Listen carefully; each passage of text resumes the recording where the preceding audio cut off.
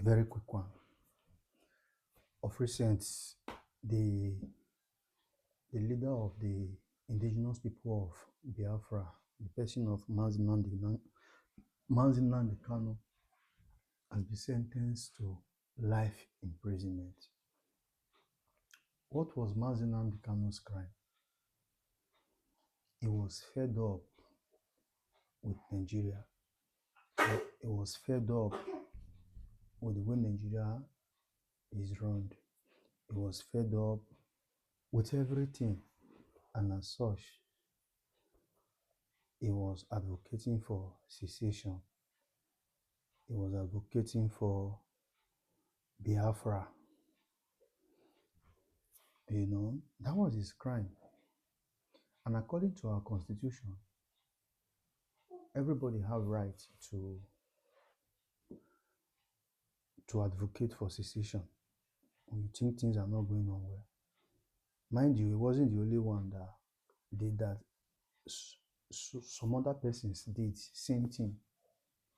The person of Sunday Igboho from the southwest, he did the same. If a person is pushed to the wall, there is a way a person will be pushed to the wall that you become so aggressive. So that was the case of Mazi Kanu. That was not his fun anyway, because of the way Amana was going about the advocacy for the country of Biafra. Yes, it was a legitimate right, or it was his legitimate right to do so, but he was so aggressive. Yeah, he was privy to so many information that a layman on the street is not opportune to know. So that was why he was so aggressive. He was so angry. It was the reason why I was never his fan, the way he insult people here and there. But I know the cause he was fighting for was a legitimate cause. Because of the information at his disposal, that was the reason why he was always very angry. So that is that. Now he has been in DSS custody for some years now. Yesterday, that was when they finalized the judgment and he was sentenced to life imprisonment. Now, why am I saying this? Because of where he came from. Like I said, there was Sunday Igboho from the southwest. He did the same thing. There was no different from what Sunday Igboho did and Mazi Nnamdi Kanu did. There is no difference between the two of them. But because Mazi Nnamdi Kanu was an Igbo man, while the other one was a Yoruba man. If you are from Nigeria, if you come from Nigeria, there are some crime, there are something you will do, you will go scot-free. If the person going for peace deal with terrorists and advocating for mercy on terrorists who have killed several persons, who have unalived several persons. I'm talking of the person of one Sheikh Gumi from the north. If that Sheikh Gumi were to be Chinedu or Chika or Emeka, I want to believe the Nigeria government, the Nigeria state would have long arrested him. But because he was not Chinedu, Chika or Emeka, he's working freely. You could see the way he supports, sympathizes. He's a sympathizer of these terrorists. He sympathizes with them. These are people that have unalived so many persons. Now, talking about Mazi Nnamdi Kanu, some of these bandits and terrorists that have unalived so many persons, whenever they are arrested, the treatments that Mazi Nnamdi Kanu got, they don't get same treatment. Why? Because of where they are from in the country. So what am I saying? I will also blame Mazi Nnamdi Kanu because of the way and manner he handled the whole thing. If I were him, what he would have done, he would have started from his own state. or his own region of the southeast, he will try to make sure things are well done in the southeast. Looking at Nigeria today, the southeast governors and leaders in the southeast, they are still criminals like every other politicians are. They still steal public funds. They are not different. So why are you asking for a country of your own when the people you are asking the country for, they are thieves like other thieves in other in other states. So there's this, it would have taken a leaf from what the white people in South Africa did. Now there is this white community in South Africa because they cannot call for secession, though they've been advocating for it. But they didn't go about it the way this young man did. What did these people do? They decided to come together that they want to make their own different white community. They are just like a mini country inside South Africa. It's called Orania community. Is a purely white. They build institution. They've done a lot of things. It's just like a mini country. There is no corruption. Now we are talking about, you are calling for a country of your own. There is still corruption has eaten deep into the fabrics of the state of the southeast, another Igbo nation. So what we will be clamoring for, if I were him, could have been clamoring for, what's it called? Regional government, where the southeast region will be governed by themselves. You will have to start from somewhere. Yes, his agitation or it was his legal right to ask for what he actually was asking for. But the way and manner he went about it was wrong. It was really wrong. And that is what have led him to where he is now. I pray that God show mercy on him and then he look into the matter as he still have the right to seek for appeal. If they look into the matter, I pray he is released. And looking at the whole sentencing, his case has been predetermined. It's political. And I will also blame the leader of the Southeast. They didn't do much, to save him. They didn't bargain enough. The Southeast, they are not united enough.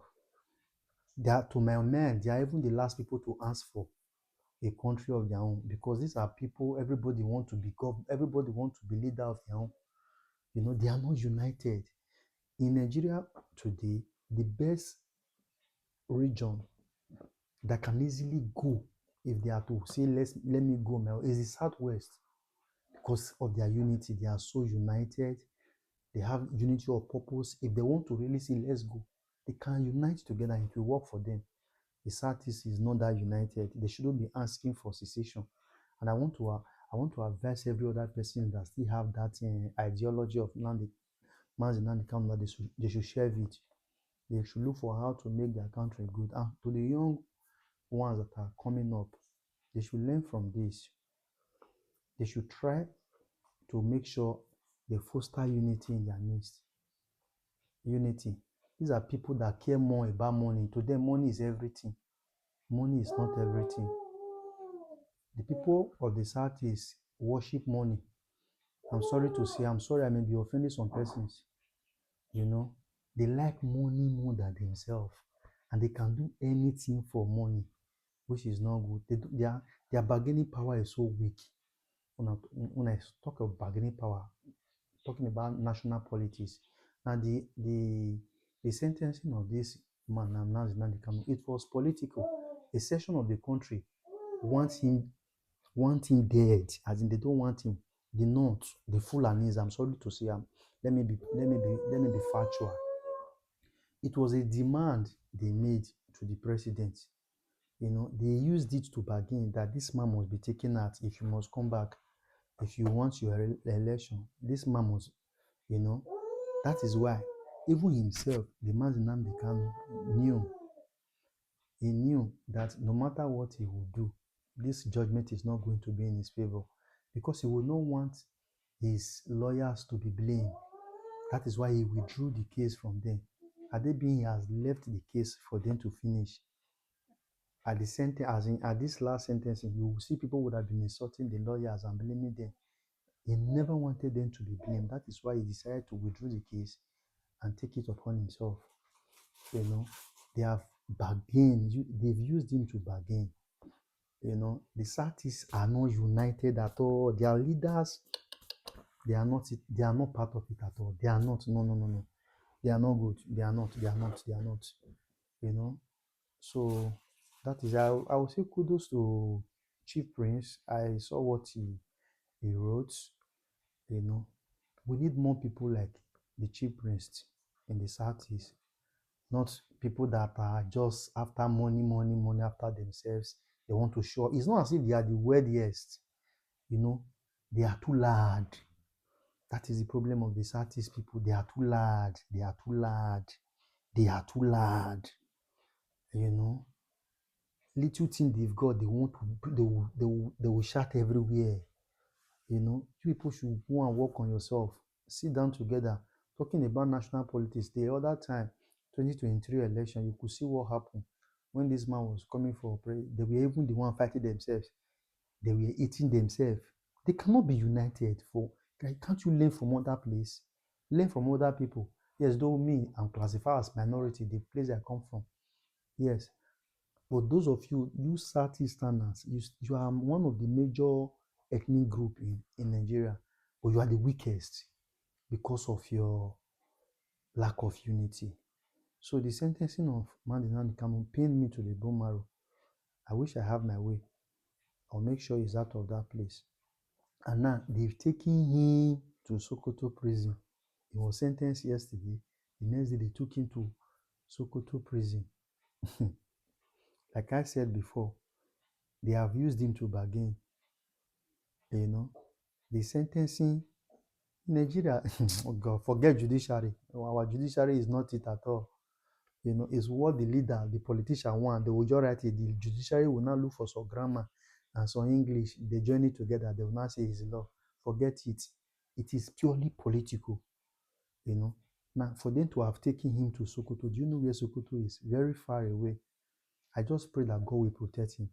They never, his life sentence they gave him, but the people that want him, they actually wanted, they want him dead. In that prison that he is, I pray he's still up to 2027. They want him dead. They don't want to.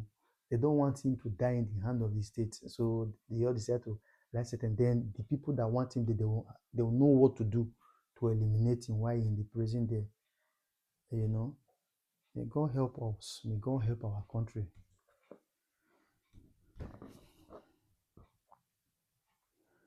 Please, I want to beg all those watching the video to please subscribe to this YouTube channel to get more of this talk, political talk, or the latest happening in Nigeria.